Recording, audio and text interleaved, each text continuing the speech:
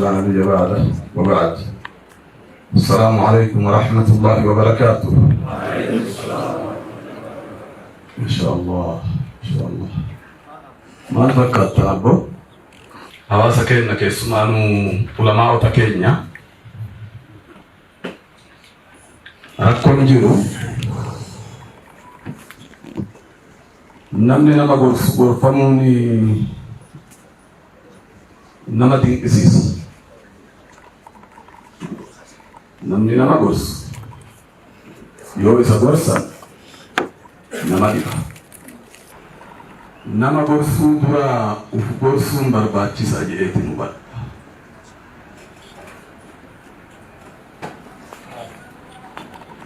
Nama gorsuu dura uf gorsuun, nama xiinxalluu dura uf xiinxalluun, nama hoogganuu dura uf hoogganuu danda'uun dirqama. Ati yoo mataa kee hoogganuu dandeesse nama hoogganuu dandeessa. Yoo uf hoogganuu hin dandeenye nama hoogganuu hin dandeessu.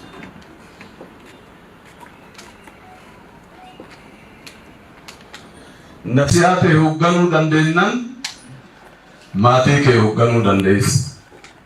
Maatii kee hoogganuu dandeennan aanaa kee hoogganuu dandeessu. Akkasumaan ol baata. Ani ilmii qaba jettee ilmiin tee yoo akhlaaqni bira hin jiraanne gatii hin qabdu.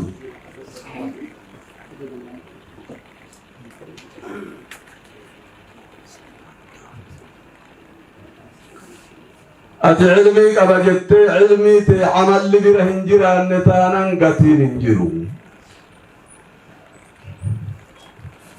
ربي إنما برد اللي علمين عملا قرن قتل قرن بديك أبدي ملي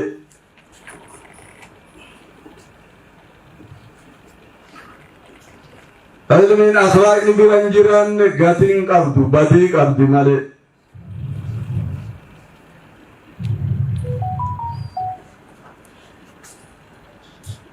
درسو حديث البخاري عندك السنبكت جج ربي عندك السنبكت نبي محمد صلى الله عليه وسلم إسجل قبل دعوت قدبه درة مال برات فعلم أنه لا إله إلا الله واستغفر لذنبك واستغفر فاعلم أنه لا إله إلا الله واستغفر ما لني أجدي القرآن سن فكرة معنى أن كان درعه في قرق الله جيتشودا نو قرق الله السودرة فلالو وفلالي كان سري جرا مسرين جيرو أنيوجي درسه وادبتشو درا وادبتشو كان مزني جتشو أجل كابوما ما دبت إنو تدبت إنو دبت أمرتمو ديبين دبي كنا وصونا من هذا بسي مالتا أجايب الإسلام يروم كي يكون بيتان دي بادا لكن أكسنين بو الإسلام سأعلى ما قبعني كفيسبوكي فتشو سأعلى قودك النفيدر أكاسو مالي لالو مالي دبسو مالي ديبي تكن كده يادا تكن كده otoo waan deebisu taate tokko tokko isaa irratti waan afaan isa qabu harkaa qaba.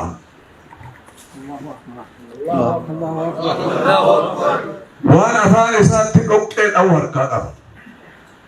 laakiin sin Oromoodha afaan hin beektanii maal godhaa cinqadha. dubbataa salphisuun jalmaa cal'isu jetti Oromoon. Irra isinii deebi'u dubbataa salphisuun jalmaa cal'isu. Isa salphisuuf jalaa cal'ifna malee isatti deebisuu osoo ka barbaannu taate harfan dhugaa isinii himaa. Salafiyyaa jettee ooftu. Eessaa fidde ati darasaa kenna ka salafiyyaa jechaa ooftu kun bare. Umrittis darasaa kenna barnootatti darasaa kenna. Barteen bira taruun kee danda'ama. Laakiin salafii bira tartee akka salafii taatee jirti. Salafii taatee jirta. Miti salafii miti salafiidha.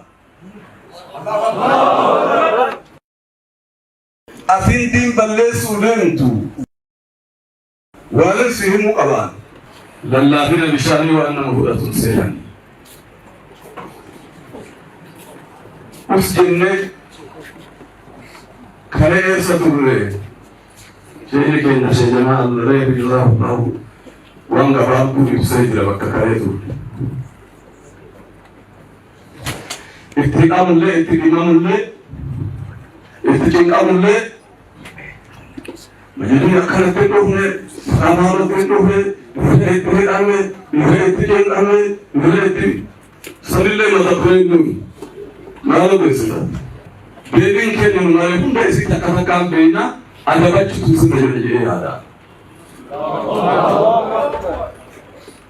Waan isin biyyattiin jiru biyya heeraa fi seeraan bultu beekaa isin. Heeraa fi seera ala namni bahe tokko lallaafina bishaanii waan nama fudhatu seeranii meemaa gatti yoo deemu waan yaatu hunda yoo dhageenyu yoo bira kunnu yooka waan gadhabne yooka waan wallaalle yooka waan sodaanne laa ammaaf biyyattii amantii kana islaamummaa kana ammaaf natu hoggana ammaaf yoo biyya keessatti takafuraan galma gaajettee yoo kayaantu taate beekamsi qusadha malee dhugaatu himu seera fi heera si bulcha. Seeraan kun wanta xiqqoo of jala laaluun barbaanne Oromiyaa ani Oromiyaa itti boonaa jira. Oromiyaan boonaa jira. Oromiyaa keessatti yeroo Oromiyaa bulchaa turellee rakkoon nan mudanne. Wamaa'ii gurguddaa miti Oromiyaa miti biyyattii Itoophiyaa hooggantu si keessa jira. Anam osoo tura nama re'achiiftanii dhugaa isin muudhaaf waltajjii kanan gootan qaama si rakkisu nan gorsa. Afaan kana beektaa? qaama si rakkisu akkuma addiinuun nasiihaa yoo ta'u baate barbaadu bahee afaan qawwee fudhatee mukatti ba'uu danda'a. Biyya seera fi heeran bultu keessa ta'ee nuti barne amantoota gurguddaa biyyi qabdu waliin bullaa jirra. Wal kabanyee waliin deemaa. Biyyattiin Itoophiyaa bal'oodha. Akka Harargeen deemus deebi. Harargeen baaseensa walittu. Hararis Harargeelleen walittu. Ulamaa gurguddaa gahaa qaba. Kadabrillee hoggansa ulamaa'aati jannata rabbi haa gammachiisu akka sheeka kennaa jaalatamaa shee Adam uumaadha. As kan harka keessatti haqee hogganaa jirullee ulamaa'iin gurguddoon Harargee keessa ciisu kan maqaa isaanii lakkaa'anii keessaan ba'an harargee miti biyyattiidhaaf geettuudha. Gamtaan ulamaa harargee gatteettanii rakkoo yoo qabaattan nasihaa walii dursitanii kennuu qabdu. Dursa gorsa walii kennaa. Yoo gamtaa ulamaa harargee bira wanni dabre jiraate gamtaa ulamaa Oromiyaatii dabarsaa. Gamtaan ulamaa Oromiyaa ni gorsa jedhee yaadaan. Gaafa achi bira dabree ganda kenna dhufe atuu beeyta. Afaan kana beeyta. Ani nagaa jaalata akka malee.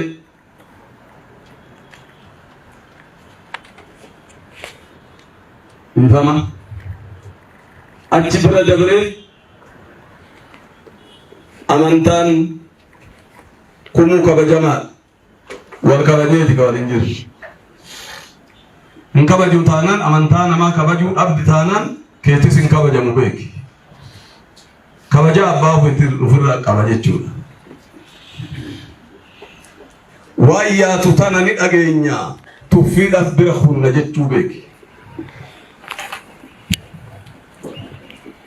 Inna Allaha la yumli lil-zaalimi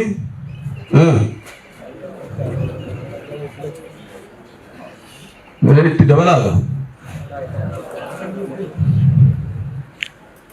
Mootummaan waan kana hordoftii beekati. Ni obsiti. Qabdummochi beeki gaati. Heera kamiin bulaa jirta biyya kana keessatti? Heera addaa qabda? Heerri biyya kanaa heera wal qixxummaa, heera wal kabajuu, heera wal jaalachuu, heera misoomaa, heera tokkummaati.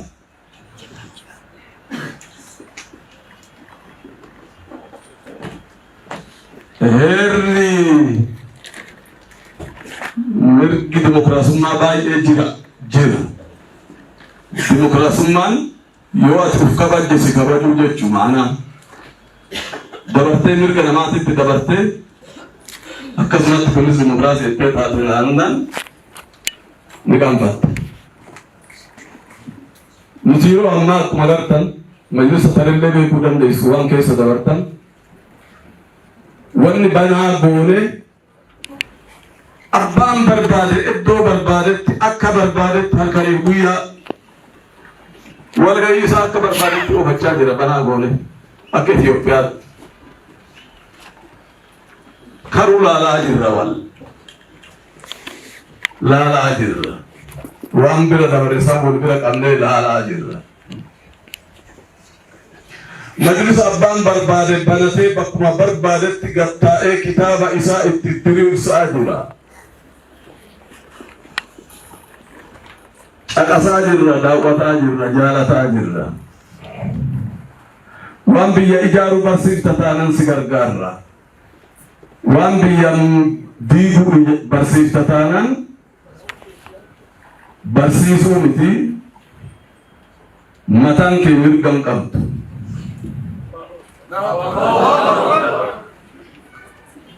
Usni taanaan waan dadhabne faasi fakkaate tiyooraatte dogoggora keeti. Urruman deebi'a. Baay'ee xalaallee isin barbaachisu seera kabachiisuudhaaf yeroo mirga argannee takkaatu Itoophiyaan takkaatu seenaa Itoophiyaa keessatti amantaan muslimaa sadarkaa kana ga'een jiru. Kana isin warri as jirtanii miti qabeeytan. Addunyaan beeytee jirti. Addunyaan takkaatu seenaa Itoophiyaa keessatti carraa arganne kana yoo ufumaa wal harkaa fudhachuudhaaf yaane walitti hin dhiifnu wanni akkasiin seenaati. Awliyaa tokko jira yoo deeman awliyaa sana nam shantu dhuma yoo oolan immoo shantana dhuma gara jittuu duuti du'a. shantamni dhumuu wayya moo shan dhumuu wayya akkasiini nuti ulamaa'in jiru kuni kabajaadhaan jiraachuudhaaf mirga ulamaa'ii kabachiisuudhaaf ulamaa'in rakkoo qabu shan yoo ka jiraatu taate shantama hafe hambisuudhaaf tarkaanfii seeraa fudhannaa beeki kan bilisummaa fi mirgi kee daangaa qaba daangaa san bira dabarte taanaan biyya seera fi heerri jiru keessatti carraa argannee gonfannee addunyaan nu dinqansiifte kana nu harkaa fuudhuudhaaf yaalta taanaan hanguma siin jedhe kanarra hin dhabu kabajaa ofirratti qabuun dirqama keenya amaamaan tun yoo ofirratti harkaan naannesse malee gadi buuti kabajaan keessaa isii caalti keessattuu Oromiyaan gandi tokko sabni tokko ka amantaan takkaa ka afaan takkaa maqaa adda addaa baafatte bifa sanii hin deemta taanaan amantaa kan kee akka barbaaddetti godhuu dandeessa godhu mana kee keessatti godhu amantaan sababdee kan dhoo amantaas uffattee hawaasa islaamaa addaan baasta taanaan carraan sun dabreera maanta isinillee waan guddaa gootanii feesbuukii ijoolleen ajandaa isinitti uumuuf deemtu duukan deemina tuffadhaa hojii keessan hojjedhaa gara boodaa maaltu dhufuuf deema gara boodaa ufumaa hulaa bal'ootan ufitti dhiphisuuf deema yoo qaamni biraa eeyyama kenna malee waltajjii tokko maqaa amantaatiin godhee rakkoo kan fidu taate maaltu dhufa walgahin kumuyyuu eeyyama kenna malee akkan godhamnee jennee qajeelcha qal'aa tokko gadi yoo dabarsine jaalatillee humaa godhuu hin danda'u ajaja qal'aa san kabaja akkan dogoggore seerri seera mataa ofii danda'e qaba hulaa bal'atte tana walitti dhiphisuuf hin deemna jechuudha qaraara kana Oromiyaan gurmeessee seera qabsiisee nuuf ni dabarsaa hojiirra akka isin oolchinu beekuu qabdan immoo Allahu Akbar isinii gale mungal akkanuma wanyee adda galla jettee yaaddaan dogoggorte insha Allah seera fi heeran hojiirra sii ooludha isii tana waadaan sii gala Harargee hunda shittoo rabbi haa taasisun je'a Oromiyaa hunda shittoo haa taasisun je'a Itoophiyaa hunda miskii haa taasisun je'a